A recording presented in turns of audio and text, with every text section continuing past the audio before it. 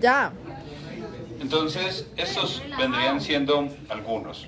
Uno del que nos vamos a centrar ahorita, que vendría siendo hipófisis. Este vendría siendo otra clase. De este vamos a hablar solamente de generalidades acá. Y de páncreas tendremos entonces también otra clase. Entonces, por eso nos vamos a ir con muchas cosas de endocrino. Pero también hay órganos que pueden cumplir funciones endocrinas, así no sean glándulas. Ejemplo, por aquí en el corazón se puede producir una sustancia que ayuda a regular líquidos, el péptido natriurético auricular, pero el corazón en sí no es una glándula, pero lo puede producir. Los riñones pueden producir una sustancia para generar más glóbulos rojos, eritropoyetina, pero eso no, el riñón no es una glándula pues para producir, pero pueden tener aquí. Y otros por aquí, como en los genitales, los testículos y también los testículos ya sobre todo para producir sustancias como la testosterona.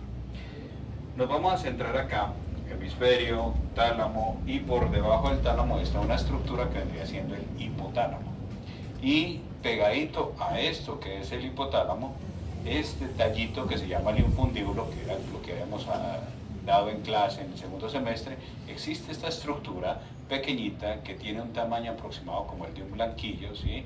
Y esta estructura es la que se llama la hipófisis.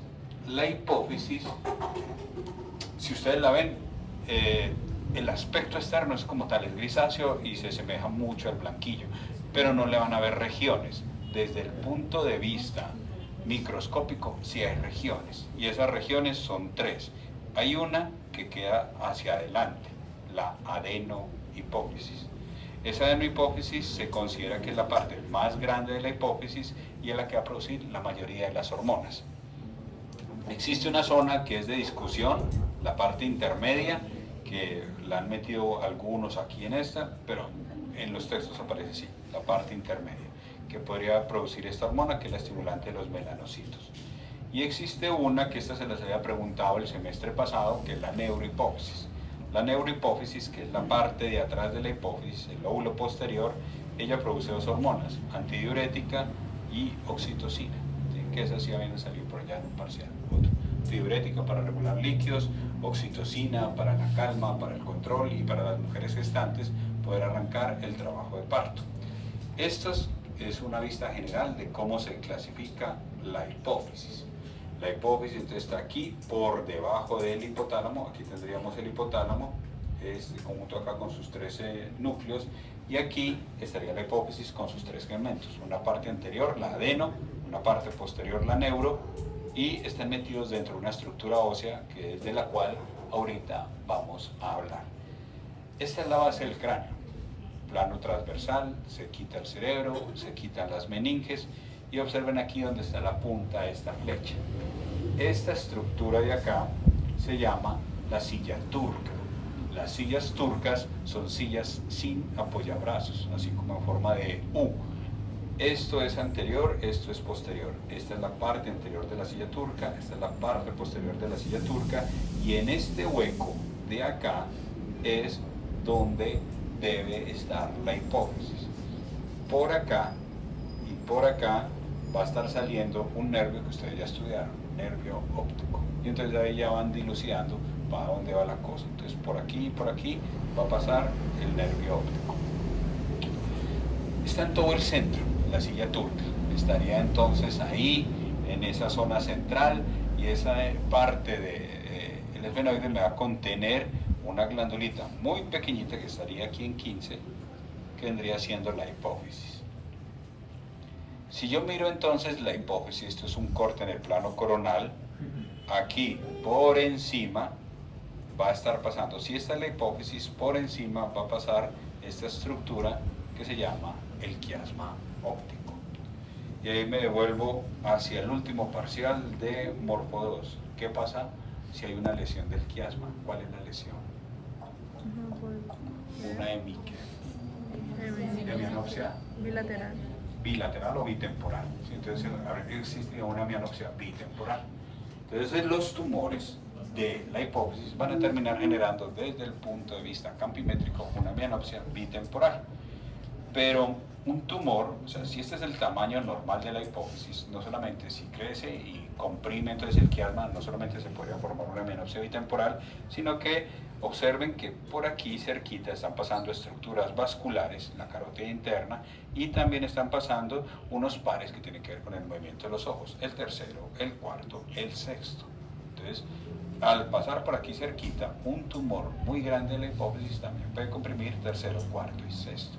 Y eso vendrían siendo otros hallazgos, diplopías, podrían ser allá estrabismos, pero todos originados aquí en esta parte de ese tumor. ¿Qué hormonas se producen en la parte anterior de la hipófisis o en la adenohipófisis? Esto tropo significa a favor de, eso es lo que significa esta parte aquí. Parte anterior de la hipófisis, ¿qué hormonas se van a producir? Se van a producir hormonas, estos son células que van a producir hormonas. Entonces las células somatotropas, las somatotropas son aquellos tipos de hormonas que tienen que ver con el crecimiento. Entonces esa vendría siendo una función. Lactotropas, para producir leche. Corticotropas, para una sustancia que se les eleva mucho a ustedes en periodos de exámenes, el cortisol, ¿sí? Entonces, hormonas y sustancias del estrés. Entonces, el cortisol. Tirotropas, el mismo nombre ya está dando una idea, la tiroides, entonces ahí ya tendría que ver con la tiroides, y gonadotropas para poder estimular las gónadas. Entonces tengo hormonas para crecer, para generar leche, para modular la respuesta frente al estrés, para regular el metabolismo con la tiroides y para hacer el funcionamiento de las hormonas. En la hipófisis, ¿las qué? En el hombre quedan en el escroto, los testículos. En las mujeres quedan en la pelvis, que vendrían siendo ya los ovarios. Entonces, quedarían esta parte de aquí. La hipófisis va a mandar como la materia prima. Entonces manda la materia prima para que estas células puedan trabajar. Es decir, para que pudieran producir papel. Es decir, como el hipotálamo mandara, madera para que la hipófisis con estas células pudieran producir cosas, diferentes tipos de hojas de papel. ¿Cómo se vino a saber cuáles eran cuál?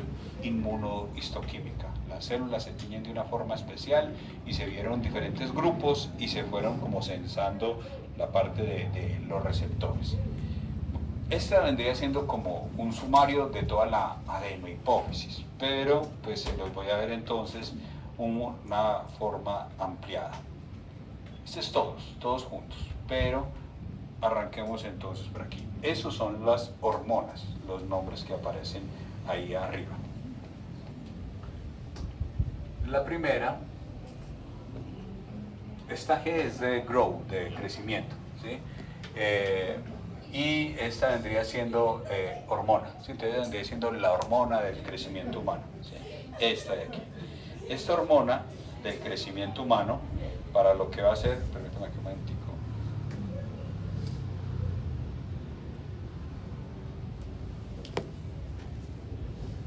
Antes de pasar aquí, esta primera, ¿sí? La hormona del crecimiento humano, ¿sí? Esta hormona, lo que tiene que ver, o también se puede llamar somatotropina, lo que va a hacer es estimular muchas células del cuerpo.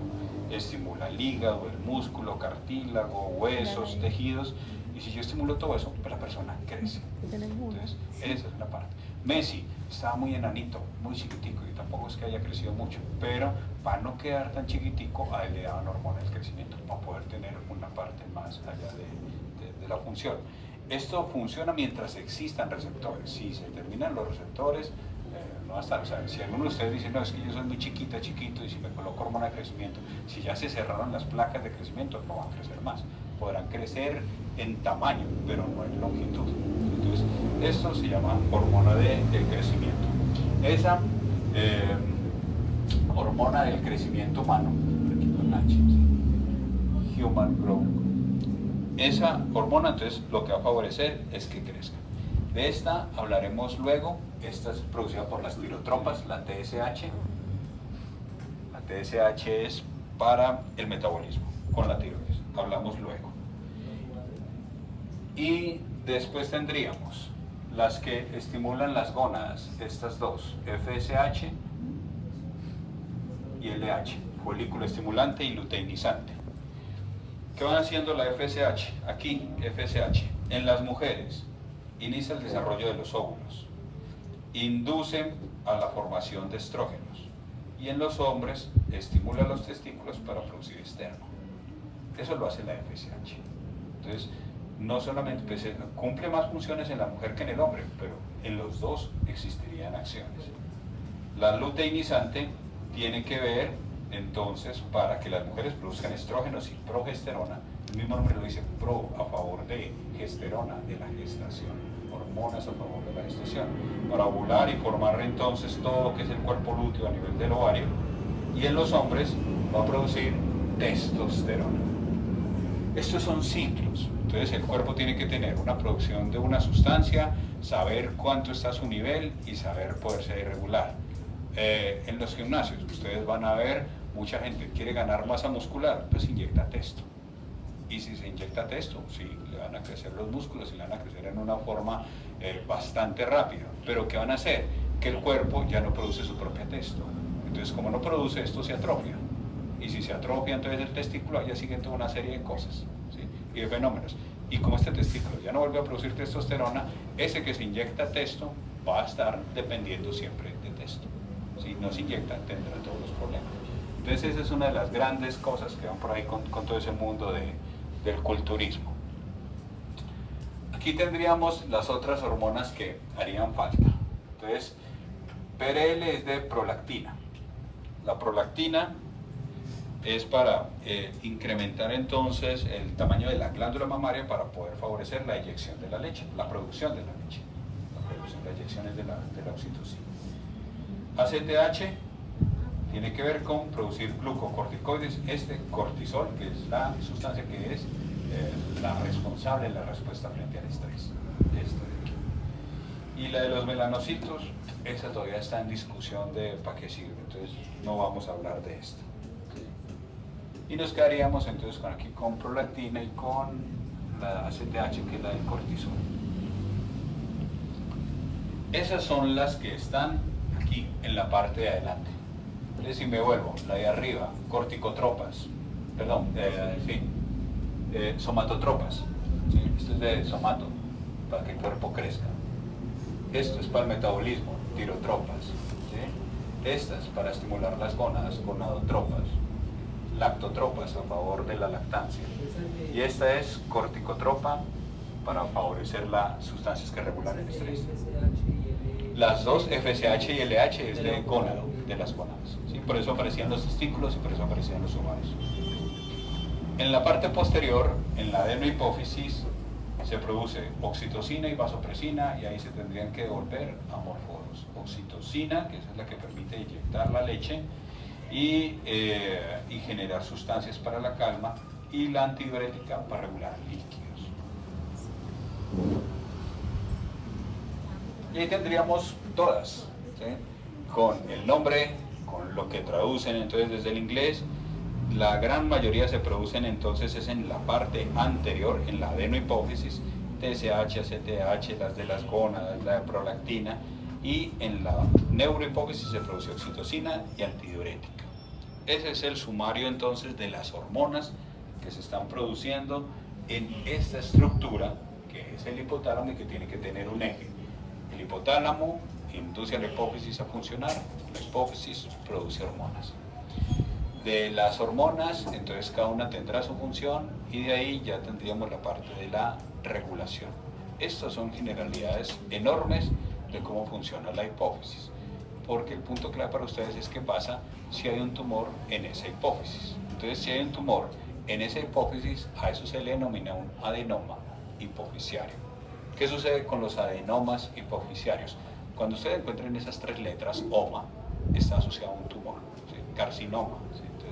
Entonces, OMA es un tumor, pero ese tumor es benigno. Y miren aquí, que yo diga tumor no significa malignidad. Tumor es un crecimiento de algo. Hay tumores malignos y hay tumores benignos. Entonces, los tumores benignos de la adenohipófisis lo que van a hacer es que, como ellos están en un espacio muy cerrado, que es la silla turca, esa silla comienza a ir creciendo y creciendo, pues la silla turca se va a ir dilatando y puede comprimir estructuras que estén cerca, como el tercer, cuarto y sexto y como el segundo par craneal.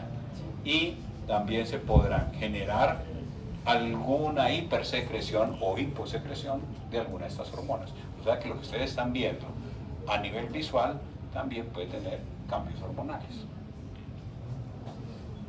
Este es un tumor de la hipófisis, es enorme, yo les dije, parece un frijolito, pero esto no es un frijolito, ¿sí? Es una adenohipófisis, un tumor enorme. O sea, si yo tuviera una regla, esto de medir 2, 4 o 6 centímetros, ¿sí? Entonces aquí fácilmente esto diría 4 o 5 centímetros, de lejos supera el tamaño normal de una hipófisis. Eso es un tumor hipofisiario. Es un tumor, permíteme un momentico, es un tumor que produce efectos de masa. Y su daño generalmente está asociado a esto, al tamaño. Crecen muy lentamente y van produciendo esta parte aquí del tumor.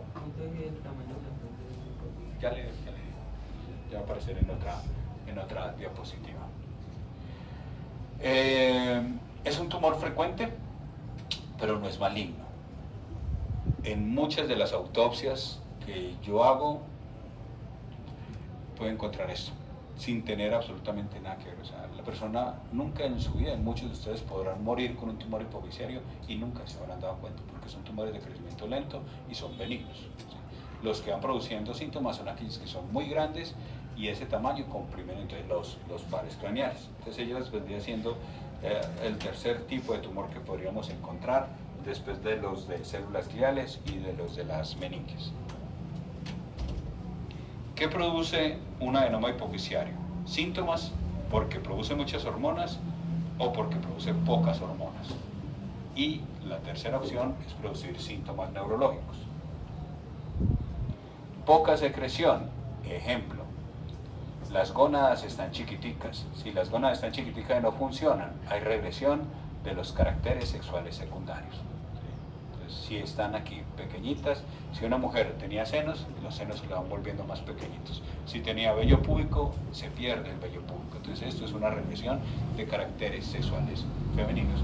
Otro ejemplo de que esté funcionando poquito, el hipotiroidismo. Esa es una enfermedad de alta prevalencia en nuestra región, sobre todo por algo que ya está aumentando mucho, que es Hashimoto. Después hablamos de tiroides, pero algunas de las cosas que se podrían dar es fatiga y debilidad. Esto podría ser otras partes.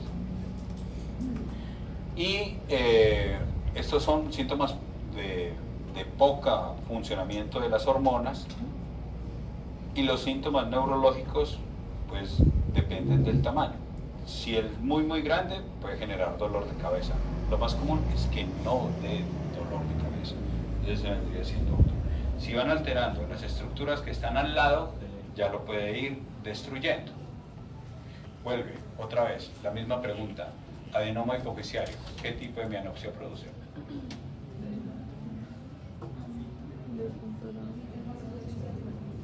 ¿Hemianopsia qué? Bitemporal, ¿sí? Y ahí estaba en el tablero, ¿cierto? Hemianopsia bitemporal. Entonces, una hemianopsia bitemporal.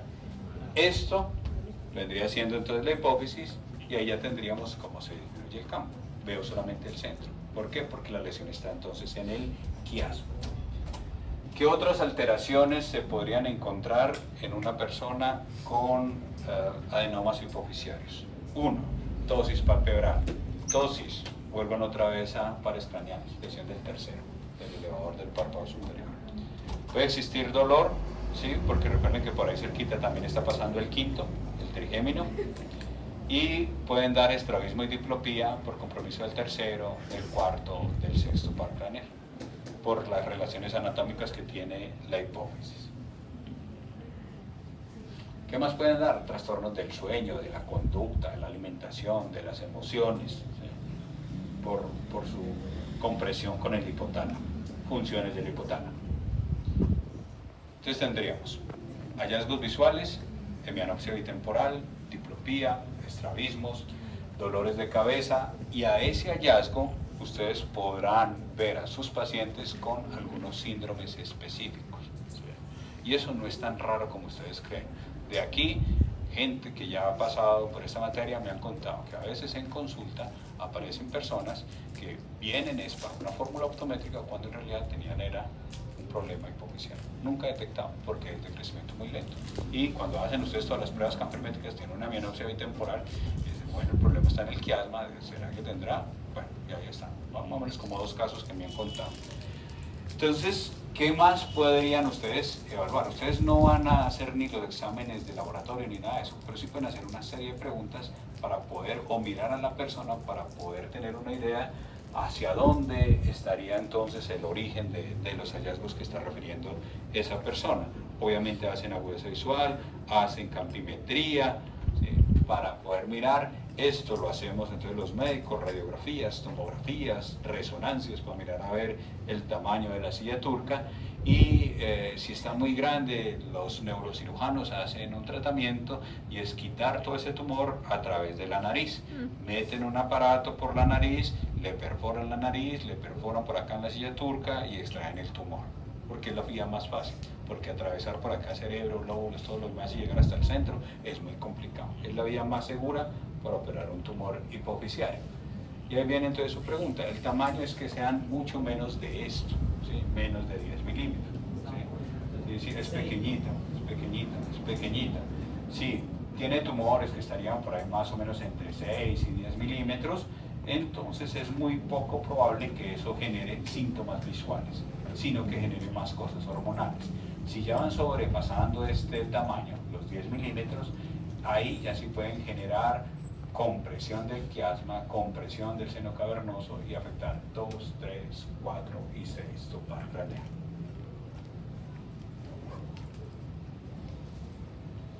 Este crecimiento pues vendría siendo un desorden. Recuerden, la apoptosis regula que una célula no crezca. Si yo pierdo esa capacidad de regular ese crecimiento clonal, la célula crece, crece y crece, no tiene alguien que lo pare y terminaría siendo un tumor. Voy a hablar solamente de 3 o 4 síndromes, ¿sí? No de todos, ¿sí? Entonces vamos a hablar como de los más clásicos o los de mayor frecuencia. Entonces, el más frecuente es este, el prolactinoma. ¿Qué es un prolactinoma? Un incremento de estas células lactotropas produciendo mucha prolactina. ¿La prolactina para qué sirve? ¿Para producir qué? Leche, ¿sí? Prolácteo, ¿sí? Entonces a favor de la producción de leche, ¿sí? Volanta, pues, entonces, la prolactina. Entonces es el más frecuente y produce leche. Hay una normal que es, por ejemplo, en el embarazo. En el embarazo es normal que alguien tenga un aumento de prolactina, pero si ya vendría siendo anormal, pues vendría siendo como una salida de leche en un periodo anormal, o sea, no en una mujer gestante. Ese vendría siendo ahí el hallazgo. ¿Cómo se llama eso de producir mucha leche? Este es el término técnico, galactorrea. ¿Sí? Es galactorrea, es producción de mucha leche. En mujeres sí, hombres, sí, el hombre puede producir leche, ¿sí?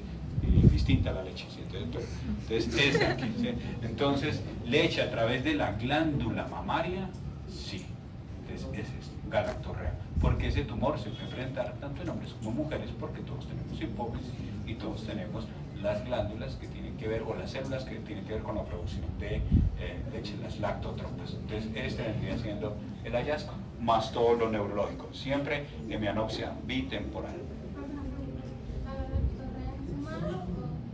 La galactorrea es normal en el embarazo, pero si usted es una mujer que no está en embarazo, que no está gestando y tiene galactorrea, tiene que entrar a estudios de prolactinoma.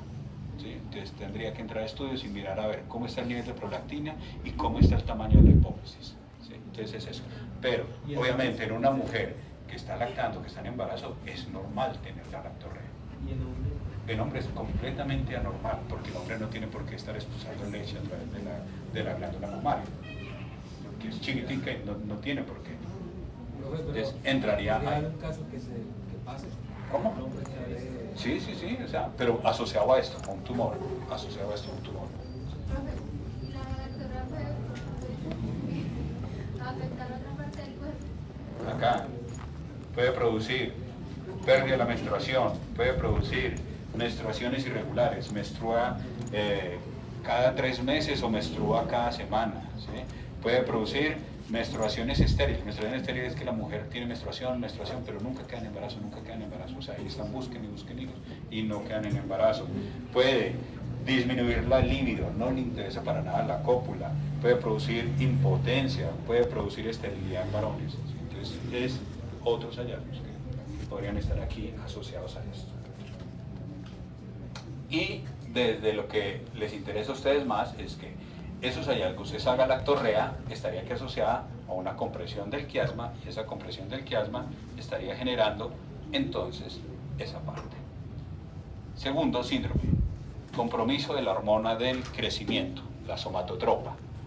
Entonces, los dos hallazgos son o el gigante o la acromegalia. Recuerden que esto es para crecer. ¿Cómo aparecen entonces los gigantes? Los gigantes son simétricos. Entonces, esto se da en la infancia y adolescencia y son personas que comienzan a crecer y a crecer y a crecer en forma desmedida. Pero observen que su crecimiento es simétrico, o sea, cada una de sus partes es igual, o sea, es proporcionado. Eso es cuando se presenta antes del cierre de las epífisis. Esas personas antes les tocaba trabajar, eran circos y todo el mundo era feliz tomándose fotos al lado de gigantes. Estos son cuadros, esto es un cuadro de un gigante que se llamaba Gilles, y entonces observen cómo el pintor lo deja ahí al lado. David derrotando entonces a Goliat, y que dicen que David le pegó entonces con una onda a Goliat. ¿Dónde le pegó? Posiblemente en el centro, en una parte, porque Goliat, como era un gigante, posiblemente tuviera una adenoma hipofisiario, tenía una mianopsia bitemporal, entonces David le tiró la onda por el lado donde él estaba ciego. Esa es una de las partes de explicaciones de alteraciones en la Biblia.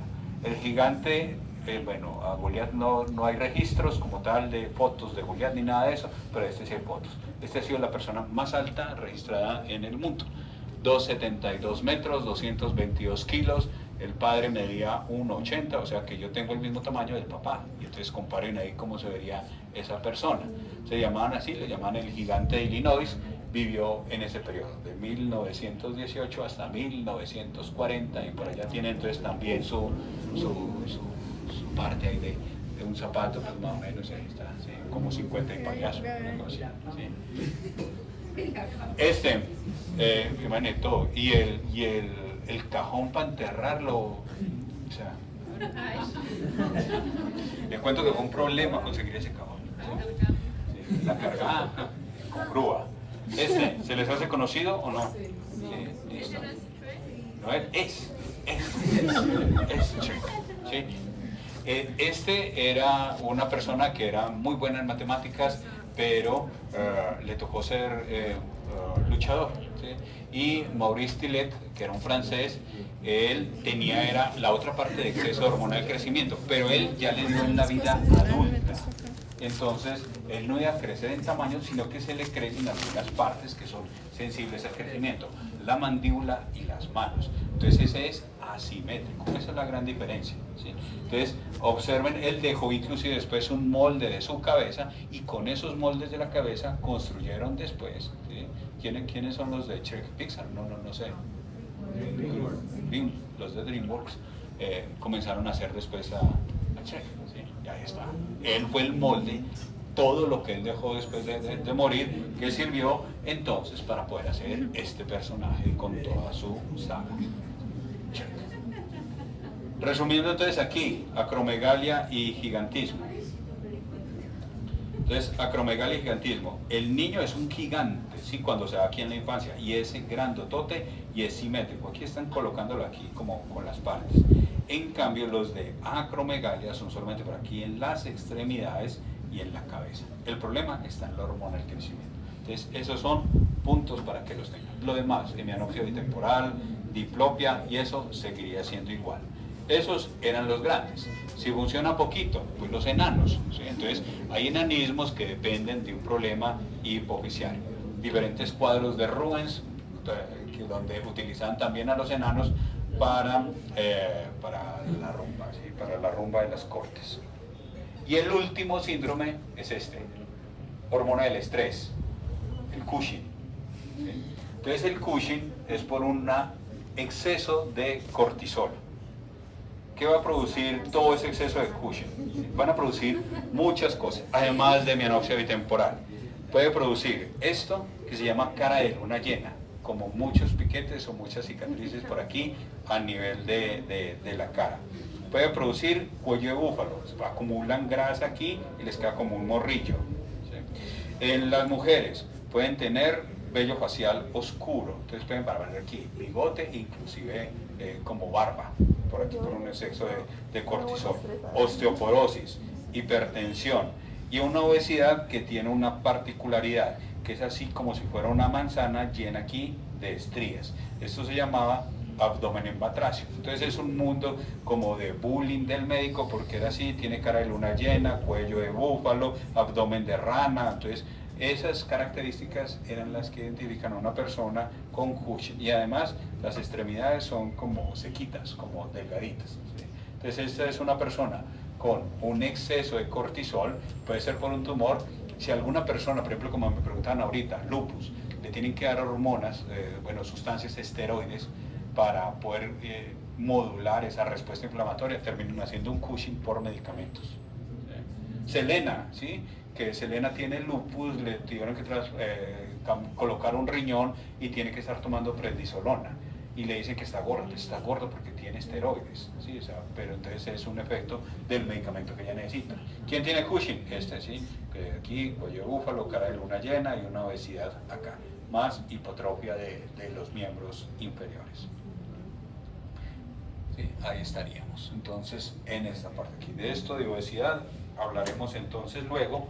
Y eso, bueno, es una paciente entonces con Cushing, van apareciendo ahí las estrías del Cushing, el cuello, y ese vendría siendo el síndrome por este exceso de hormonas. Esto que se retroalimenta, ahí vemos entonces la función de las hormonas hipofisiarias. Ellas son necesarias, esenciales, tenemos que tener un equilibrio. Ese juego tan peligroso que tienen que ver muchos ahí con inyectarse cosas, pues va a terminar alterando el balance normal de esto. Otra cosa que está hoy en día con mucha investigación son los disruptores hormonales. Está en un gran campo de investigación, como el triclosan, como algunos frascos con BPA, como algunos de esos tarros que ustedes utilizan para llevar el agua como si fuera una licuadora, puede crear microplásticos que terminan alterando el eje y que a largo plazo pueden desencadenar una gran cantidad de hormonas. Porque yo casi todo lo tomo en vidrio, tratando de evitar o de disminuir el impacto de disruptores hormonales. Pues yo no lo usaría. Yo no lo uso. O sea, ustedes ven, yo uso cositas pequeñitas y preferiblemente vidrio. Nos vemos, quiz.